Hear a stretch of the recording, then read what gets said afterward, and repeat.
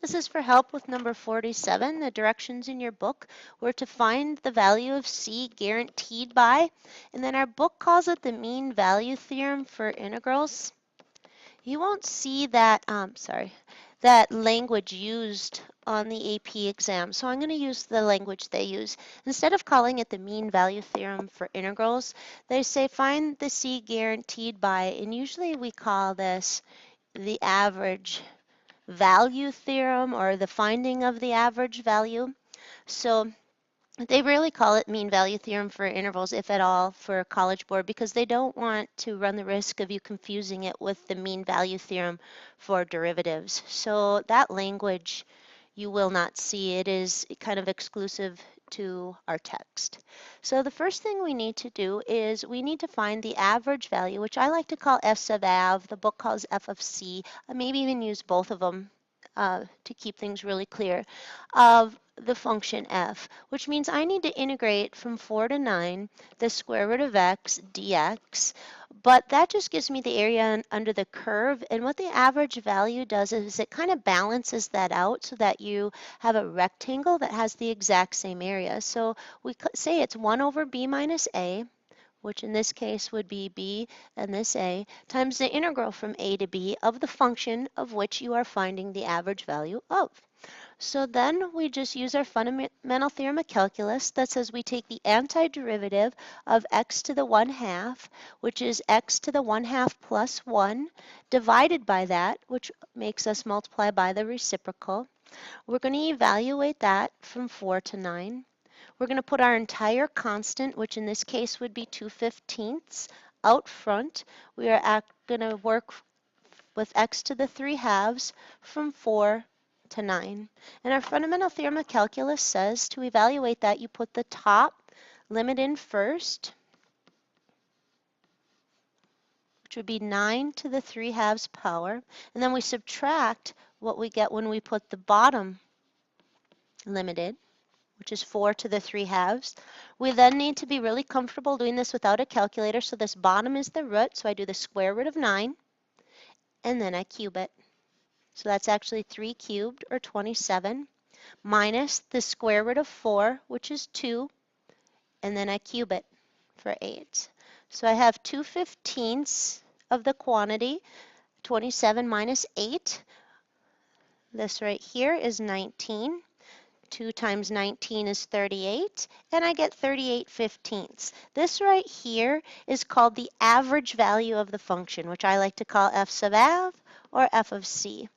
And that's usually what you're asked for, but our text is asking you for where it reaches its average value. So it wants to know the value of x or the value of c at which the rectangle gets this high. So you really just need to realize that this is the y value or the f of or the up the x-axis, how high it is when it reaches its the absolute value. This is asking for where along the curve that hits. So all we do is we take the function we are given, which is f of x, and we say, well, that means that 38/15, the f there, has to equal root x. And we're looking for where that happens. And you can tell that this would be equal then to 38/15 squared, and you can just leave that.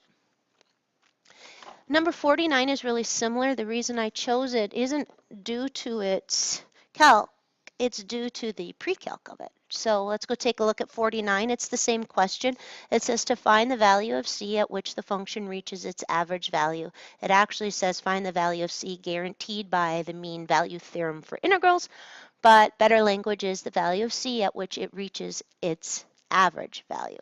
And our formula says that the average value of the function, which the book calls f of c, is equal to 1 over b minus a.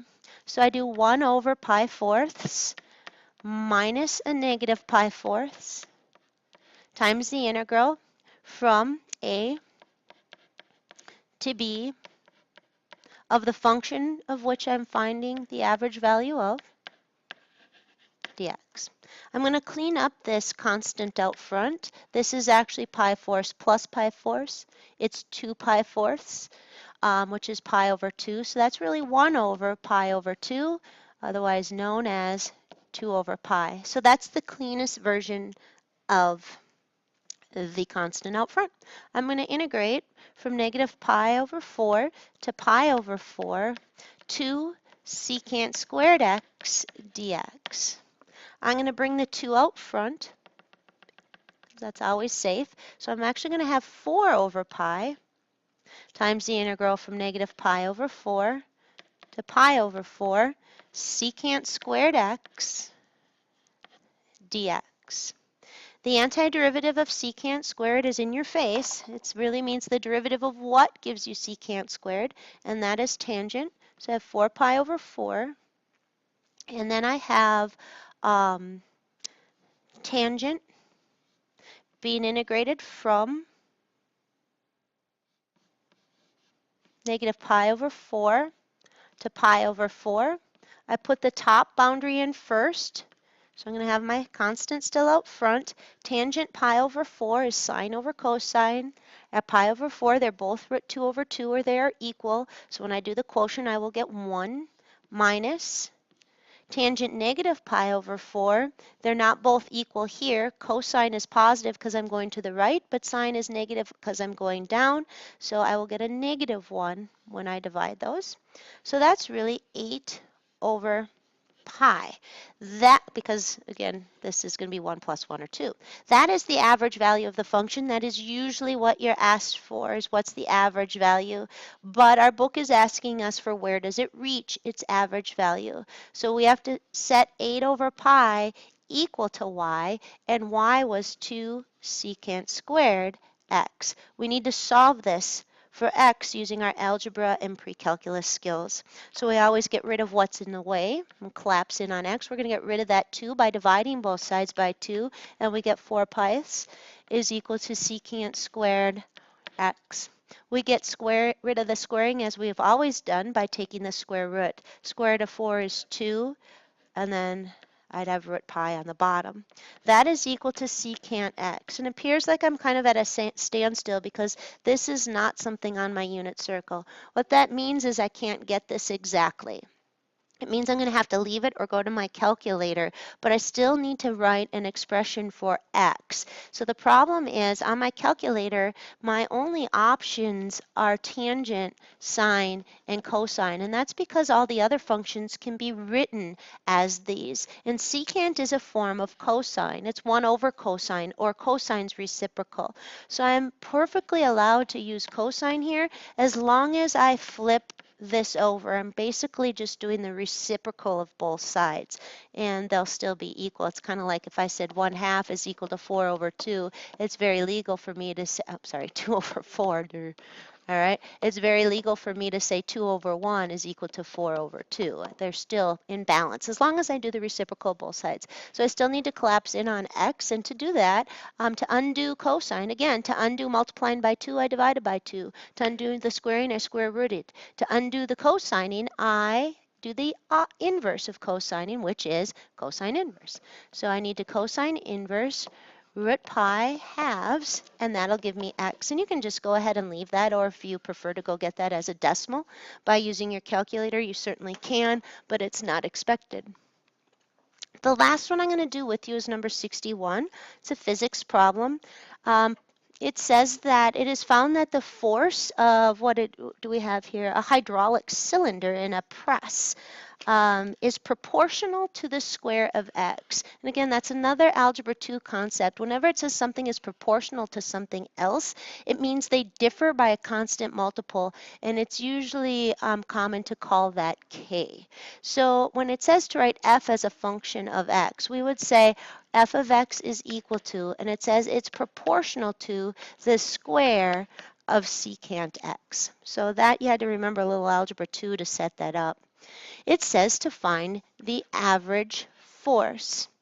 Well, in order for me to do that, I really would like to know what this constant of proportionality is, and that's where this comes in. This is used to help you find k, because it's telling you that when you put in a 0 for x, this function will spit out a 500. So you can tell me what k has to be, because secant squared 0 is 1 over cosine squared 0, which is 1 over 1, which is just 1. So this whole chunk is really 1. So k has to be equal to 500. So to revise, my formula for f of x, I actually know that K is 500, and this is the function for the force of the hydraulic cylindrical press. So I am being asked to find the average force over the interval from 0 to pi for thirds. So this would be called my force of Av. That's what I like to call it. And it is equal to 1 over b minus a. In this case, 1 over pi thirds minus 0. Because again, here's your interval up here. Times the integral from 0 to pi over 3. And I'm finding the average force, so I need to put in my force function as my integrand. Moving right along here, I'm going to flip this over because I don't like compound fractions. So I have 3 piths. I'm going to pull the 5 out front because I like to pull constants out front. I'm just going to do a little rewrite.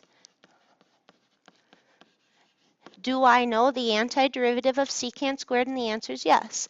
So I have 15 piths. And then I have the antiderivative of tangent x using my fundamental theorem of calculus. It says you dump the top limit into your antiderivative first. So I have 15 over pi times tangent pi thirds minus tangent 0. And again, I'm doing this entirely without the aid of my calculator.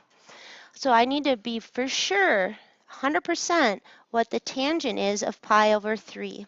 So this is pi over 6, pi over 4, pi over 3 is right here.